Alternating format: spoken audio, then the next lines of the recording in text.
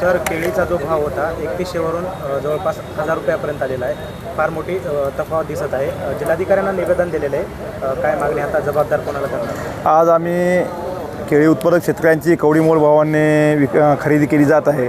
त्या संदर्भात आम्ही न्याय मागण्यासाठी आज जिल्हाधिकाऱ्यांना निवेदन देण्यासाठी या ठिकाणी आलेलो आहोत. आणि आजची जर परिस्थिती बघितली तर 3100 रुपयाचा भाव हा 900 रुपयाहून टेकलेला आहे. आणि व्यापाऱ्यांची जी मनमानी आहे याच्यावर कुठल्याच प्रकारचं कुणाचं नियंत्रण नाही. 100% आणि आजही कुठल्याही व्यापाऱ्याकडे लायसन वगैरे परवाना वगैरे कोणाकडेच नाही. विना परवाना चाललेला हा खेळ कुठेतरी थांबला पाहिजे.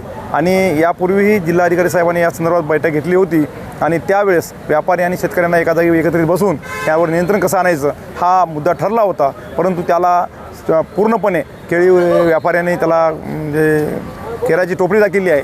त्या अनुषंगाने आज आम्ही जिल्हाधिकारी साहेबांची भेट घेण्यासाठी आलो आहेत. आजची परिस्थिती बघितली तर हा 900 रुपयाचा भाव आज शेतकऱ्यांना घडाच्या बाहेर काढण्यासाठी जवळपास 70 रुपये खर्च येतो आणि त्या घडाला फक्त 40 रुपये व्यापारी खरेदी करतात. म्हणजे 30 रुपयाने जवळपास मायनस असलेला शेतकरी लागवड खर्चही निघत नाही. ही परिस्थिती जर राहिली तर येणाऱ्या काळामध्ये केळी हे पीक या आपल्या ज्या भागातून जे माहेरघर संपलं जाते त्याच्यातून नेस्त नाबूद होईल अशी भीती सर्वांना आहे.